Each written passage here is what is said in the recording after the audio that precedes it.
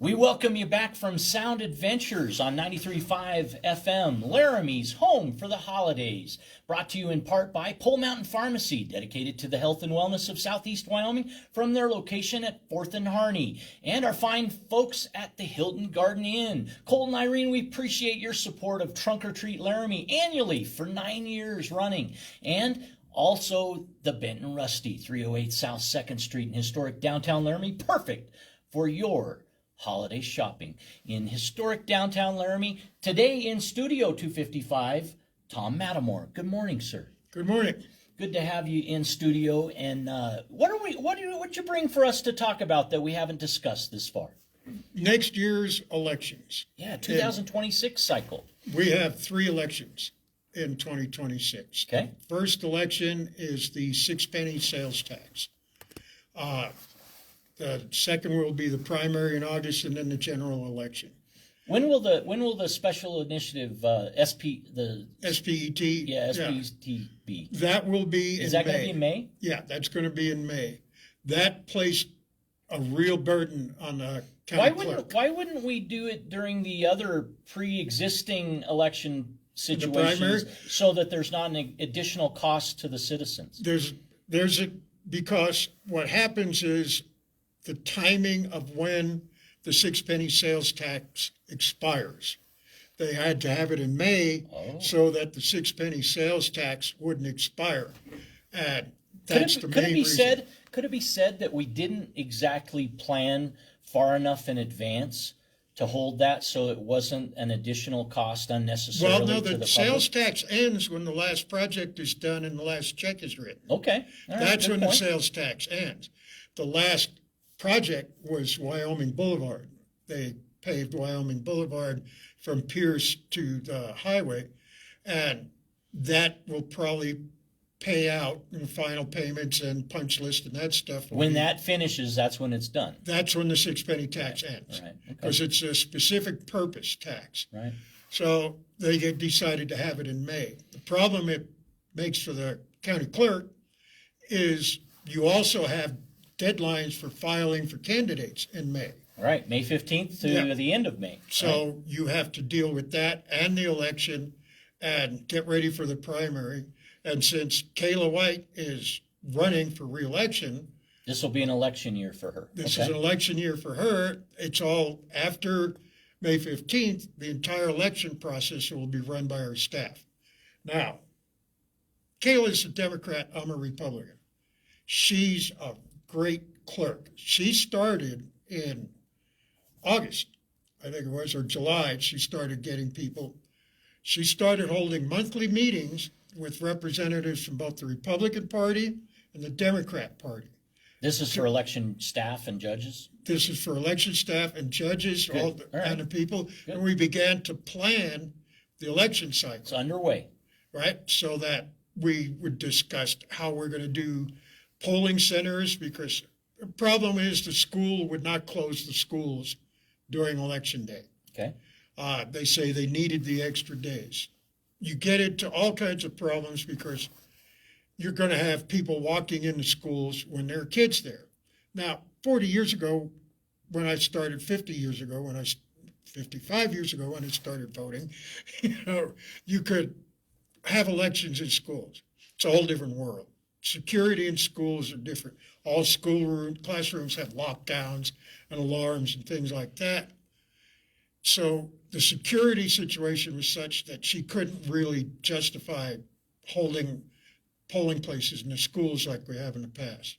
So we're going to go to centralized locations for polling places, which means no matter what precinct you're in, you could go to one of the central polling places and vote, no matter what precinct you're in. You don't have to go to a specific place. So we're working out the final details on the list. She's got the list. Being flexible, doing some things a little different. She has been great. She's doing, we also had the new election law with ID requirements and residency requirements that we have to implement at the same time, and that gets very complicated as to the registration and when they first walk in. We had a lot of problems in the last election with lines.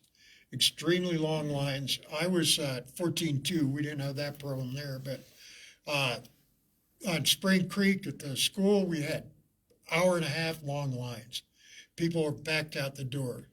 With the new system, we were afraid of that happening, so that's one of the main reasons for the meetings we had with Kayla and her staff is how to streamline that process, right? So instead of having everybody wait in one line, you go to the election judges, you get signed in, and you get your ballot. We're going to do registration and change of address at the door. If you don't have to change your registration or your address, you go straight to the judge, check your ID, you get your ballot, you go vote. So that'll move the line from where you vote to where you register. Right. And she's going to push very hard, very early for people who do want to change their address or change their registration to do it early. Right. Chris, we're not going to be in a good mood. They have a lot more election day. time today than they will On election later. day. Yeah, to go early and take care of those matters in advance if possible. So I give Kayla great credit for being open and transparent. What about this what about process. party changes? Do you know how that will be handled this Okay. coming year? After the same date that candidates register or May 11th sign up, or May 15th. Yep. you cannot change your party affiliation until the day of the election. Okay. All So right. you can change your party affiliation on the day of the election, but you can't change. We had that when Harriet first ran and Trump first ran. We had that problem with people Congresswoman changing parties. Hageman in President Trump's administration. Okay. Now, when you have served as an election judge, have you ever been on the ballot, Tom? Yes, an election judge can be on the ballot. I've been on the ballot as a precinct committee man. Okay.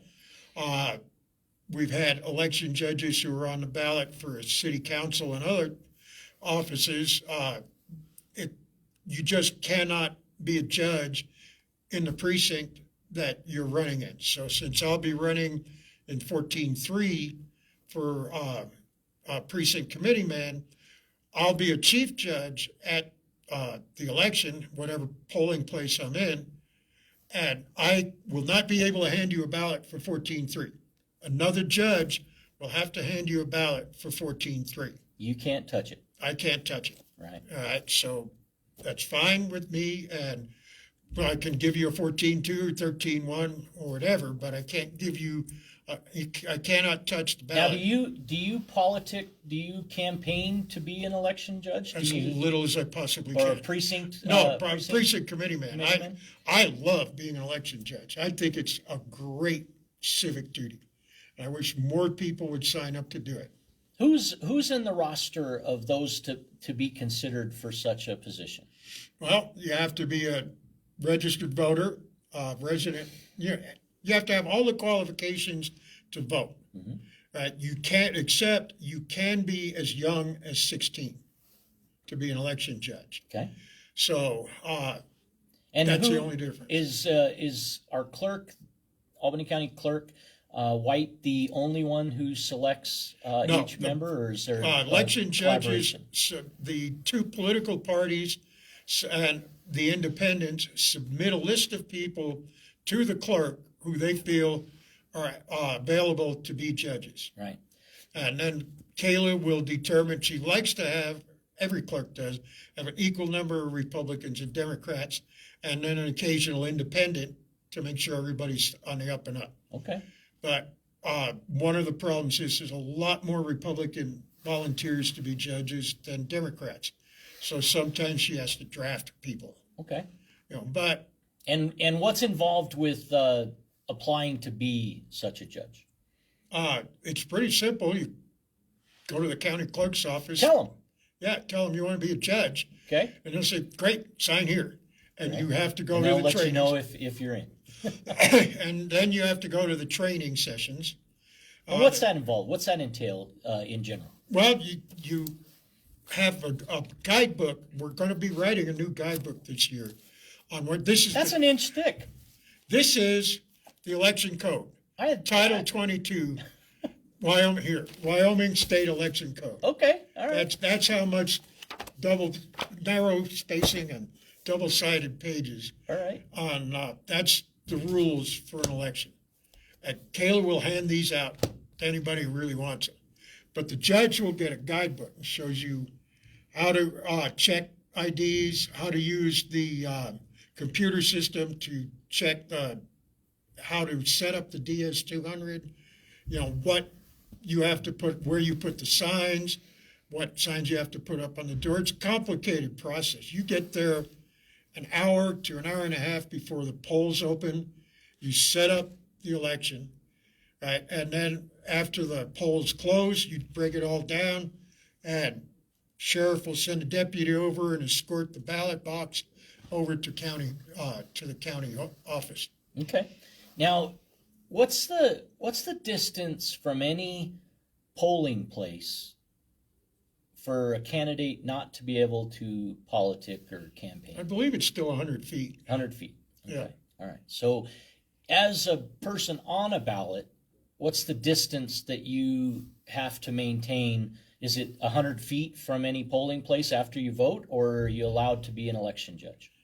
You can be an election judge just as long as you're not countywide, right? Oh, okay. If you're on the county or state ballot, which means everybody votes for you, you can't be an election judge. Do you think that that's a prudent policy or Yeah. rule? Do you think my conundrum is that if I were on the ballot, I wouldn't want to be anywhere near the counting place. Oh, well, I won't go to the county where they count And the that's actual the votes. counting. There's a distinction between the counting place and the polling place, Right. in Albany County and perhaps other counties. Correct? When you fill out your paper ballot, you take it. There's a number system. The ballots, you get a little number, and when you walk in, you get your number, and then you go and turn that number into to the guy who actually hands you the ballot. He gives you another number, and then you hand that number to the guy standing at the machine. Then you feed it into the machine, and those are locked up. And the only person who can open those are the chief judge, and both chief judges take that ballot box out of the machine, check to make sure there's no ballot stuck in the machine. They lock it and they seal it with a seal. And then that ballot box is escorted to the county elections office in the courthouse, and it's escorted by a sheriff's deputy. Is there a shortage of staff that are available to place ballots in the counting machines? Is there a shortage that you're aware of? The voter places the ballot in the voting machine himself. Okay, so when would ballots be submitted into the counting machines? Is it that on verification, or is that no? Once it gets to the county courthouse in the elections office, right? The tabulation, it prints out.